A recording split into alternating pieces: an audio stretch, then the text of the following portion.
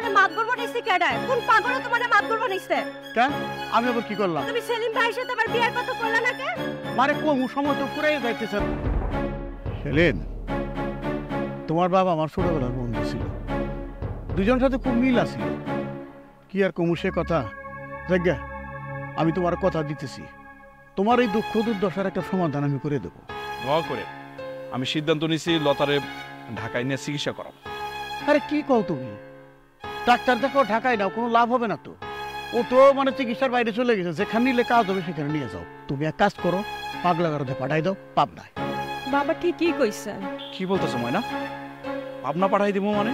না না চাচা, পাবনা পাঠানো আমার পক্ষে সম্ভব না। ও যদি পাবনা চলে যায় আমি একা হয়ে যাবো না। আমার সাথে রেখে ওরা আমি চিকিৎসা করাবো, তারপরে বিদেশ যাবো না। চাচা আসি, ভালো থাকো।